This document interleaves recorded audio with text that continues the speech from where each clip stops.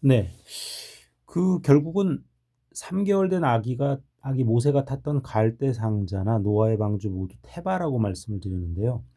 이 테바는 동력이나 키를 가진 배가 아닙니다. 물 위에 그냥 부유해서 둥둥 떠다니는 직각 상자 모양 형태를 말씀드린다고 이미 전달을 해드렸고요. 그다음으로는 이제 테바가 떠 있는 그 바다가 문제가 되겠죠. 이 바다를 위해서 바다 위에서 둥둥 부유물처럼 떠다녔기 때문에 이 바다에 대한 의미도 아셔야 됩니다. 뭐 성경 전반에서 바다라는 단어가 나오면 물론 뭐 개별적인 다른 뜻들도 있지만 우리 성도님들은 그걸 아셔야 돼요. 바다가 나왔다 그러면 죄나 죄악 그리고 죽음을 상징한다라는 것을 꼭 기억해 주시면 좋겠어요. 이 히브리어로 바다가 얌이잖아요. 얌이라고 합니다. 얌이라고 하는데 이 얌이라는 단어가 얌이란 단어가 나오면 바다, 죄악, 죄, 죽음 이런 것들을 상징한다고 기억해 두시면 성경을 읽을 때 좀 도움이 될 수 있습니다. 당시의 사람들의 상식선에서 볼 때는 지구가 둥글다라는 생각을 갖지 못했죠. 지구가 둥글다라고 생각을 하지 못했기 때문에 바다 끝으로 계속 노를 저어서 가면 낭떠러지가 있다고 생각을 했던 거예요. 그 당시 사람들은. 물론 노아도 그런 생각을 했겠다고 추측을 합니다만 낭떠러지 바다를 끝으로 계속 끝까지 노저어가면 낭떠러지가 있고 거기서 떨어지면 진짜 완전히 우리 흔히 말하는 나락이 있죠. 끝이 없이 그냥 무적갱처럼 쭉 떨어져서 죽는 곳. 그래서 바다에서 배를 타고 갈 때 아주 멀리 간다라는 거는 상당한 부담을 가지고 있었던 뭐 물론 지금으로부터 3,000년 전 이야기입니다. 그렇게 생각했기 때문에 바다를 죄악, 죽음 이렇게 상징을 하죠. 그러면 이제 노아의 방주 테바와 바다 얌이라고 하는 바다를 같이 방주를 바다 위에 올려놔 보십시오. 그러니까 죄악 위를 떠다니고 있는 방주가 이제 형상으로 좀 떠오르실 거예요. 이미지가 충분히 되실 거예요. 죄악 세상을 둥둥 떠다니고 있는 방주. 이 장면을 한번 상상해 보시면 돼요. 방주가 무엇이냐고 영어로요. 네. 방주는 영어로 ship은 아닙니다. ship은 우리 ship는 배잖아요, 배. 근데 이거는 방주는 영어로 ark입니다. ark, ark. ark라서 배는 아닙니다. 배는 보통 동력을 가지고 모터를 단든지 뭐 키나 노 앞서 설명드린 대로 그런 걸로 조정을 해가서 운전자의 의지대로 가는 것을 우리가 쉽이라고 하는데 아크는 그런 게 없어요. 그냥 상자입니다. 동력이 없는 무동력 상자. 따라서 이 노아의 방주와 모세의 갈대 바구니 둘 다 테바라고 히브리어로 번역됐다고 했는데 그 두 가지 물건에는 키와 노나 운전대가 전혀 없었던 거죠. 그러니까 방주에 탄 노아와 세 아들 그 네 명의 장정들의 힘으로 운행할 수 있는 사이즈가 아니었어요. 노아 방주만 해도 현재의 미터로 환산해서 계산해도 150m인데 남자 넷이 150m짜리 거의 중대형 그 큰 배를 그걸 운전을 한다. 그건 상당히 어렵죠. 그 정도로 기술력이 있는 건 아니니까요. 그러니까 동력 없는 상자가 물에 둥둥 떠다닌다. 이렇게 이미지를 하시면 방주나 모세의 갈대 상자가 충분히 이미지가 되실 거예요. 하나님께서는 노아 방주와 모세 갈대 상자를 통해서 우리에게 어떤 교훈을 주시려고 하셨나? 저는 이게 항상 고민이었거든요.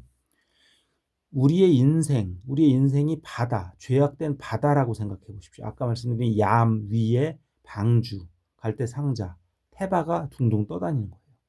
그렇다면 우리의 인생은 인간의 노력만으로 운행 자체가 불가능한 항해야 이거를 알려주려고 하는 거죠. 너희들이 키를 조종하고 너희들이 운전대 붙였다고 생각하고 너희들이 그 갈대 상자에 모터를 붙였다고 생각하고 착각하지만 이 죄악된 세상이라는 바다 얌 위에서 너희들은 아무런 영향력을 행사할 수가 없어. 너희들이 평생 노력해봤자 그 상자와 방주의 운행권은 나에게만 있어. 라는 것을 먼저 알려주시는 거예요.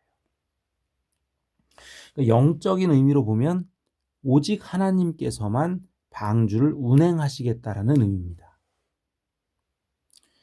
방주 안에 들어간 노아의 가족과 온 세상의 동물들을 상상해 보십시오. 방주 안에 일단 들어가면 모든 것을 책임지시는 분은 내가 아니라는 거예요. 오직 주님께서 책임지시겠다는 겁니다. 이 죄악된 세상을 살고 있는 우리의 인생들, 그 인생 가운데서 고군분투하면서 어떻게든 하나님의 말씀에 가까이 가려고 하는 그 모습을 보시고 기도하고 매달리고 피조물의 자세로 창조주께 모든 것을 맡기면 너희의 생명과 그리고 죽음 이후의 모든 것들을 하나님께서 책임지시겠다. 또 이 세상살이를 하는 동안 죄악 가운데서도 너희들 내가 건져서 책임지겠다라는 의미를 보시면 이제 노아 방주 사건에서의 방주의 기록 의미, 모세의 갈대 상자에서의 기록 의미, 이런 것들을 성도님들이 이해하실 수 있는 거예요. 우리 청년분들도 당연히 쉽게 이해하시려고 생각합니다. 노아 방주의 특징을 보면 창을 보통 옆에다 만들죠. 우리 선박을 타거나 유람선을 만들거나 요즘에 한강버스 같은 거를 보면 옆 측면에 창문이 있는 건 당연하잖아요. 옆을 이제 봐야 되니까. 운전하는 사람도 그렇고 배에 탑승한 사람들도 그렇고. 그런데 이 방주의 특징은 창을 위에서부터 한 큐빗 내고 문은 옆으로 내라는 뜻만 있지 옆에 창문이 있지가 않아요. 문도 닫히면 그만인 거예요. 그리고 이 방주의 문은 우리가 여닫는 게 아닙니다. 오직 하나님께서 주관하신다는 것. 따라서 방주 안에 들어오고 안 들어오고는 내 자유의지일지 몰라도 그 문을 닫고 여시는 것은 오직 하나님만이 할 수 있다라는 그런 의미를 품고 있는 게 노아 방주의 문의 의미입니다. 그리고 노아 방주의 특징은 창문을 측면이 아닌 배의 지붕 위에다가 만들라고 하신 거예요. 창은 보통 측면에 낸다고 말씀을 드렸는데 이 정상 높은 지붕 꼭대기에다가 창문을 내진 않죠, 보통. 물론 내는 경우도 자동차에 있겠지만 썬루프처럼. 근데 노아 방주의 특징은 지붕에다가 창문을 만들었다는 거죠. 이 의미는 다 닫혀 있었다는 겁니다. 방주 전체 사방이 다 닫혀 있고 위에 창문만 살짝 만들어놨다는 거예요. 이 의미는 주님께서 방주 안에 있는 인간들이 밖을 보지 말라고 하신 거예요. 방주 안에 탔으면, 방주 안에 들어왔으면 오직 하나님의 계획과 섭리에 따라서 사는 것이지 죄악 가운데에서의 너희들 자신이 운행해봤자 당연히 그건 죄악에 빠져서 허우적거리다 죽게 된다. 이런 의미라는 겁니다. 그리고 두 번째로 첫 번째 말씀드렸죠. 방주 안에 인간들이 밖을 보지 말라고 창문을 만들지 않았다. 그리고 두 번째 의미는 지금 어디쯤인지 궁금해할 필요가 없다는 거예요. 우리들이 창문 밖을 내려보면서 이쯤 됐구나. 홍수가 이쯤은 끝나겠구나. 곧 끝나겠네. 이런 거 판단하지 말라는 거예요. 오직 하나님의 계획 안에 있음을 인정하라는 겁니다.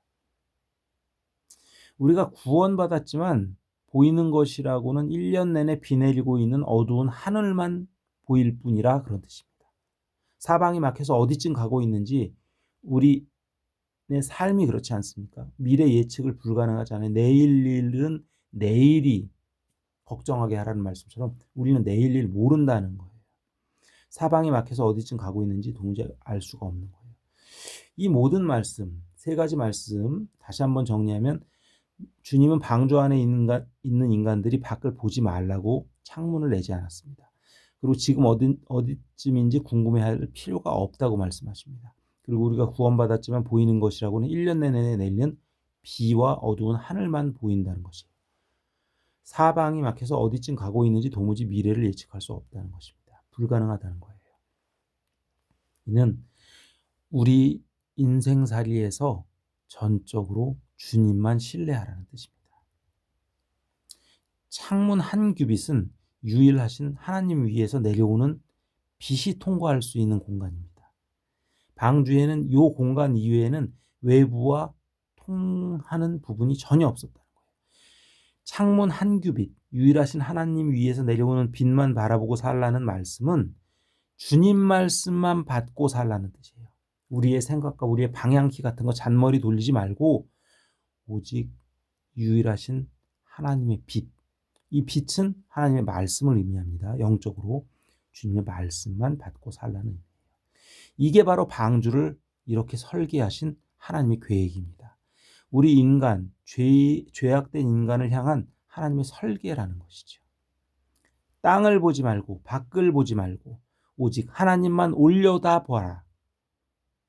인간은 굴지동물인 돼지와 다르게 굴지동물인 돼지는 하늘을 쳐다볼 기회가 없죠. 목이 아래로 땅을 향해서 있기 때문에 뒤집어져야만, 전복돼야만 비로소 하늘을 보는데 돼지처럼 살라는 말이 아닙니다. 인간은 오직 땅을 보지 말고 하나님만 올려다보라. 이게 바로 방주의 가장 큰 메시지입니다. 그러나 우리 실제 인간은 어떻습니까? 이 땅의 보화와 이 땅의 이 땅에서의 능력, 누구는 권력, 어떤 사람 부동산, 어떤 사람 돈에만 집중하는 영적 굴지동물이 바로 우리가 아닐까요? 다음 시간에 바로 이어서 말씀드리겠습니다.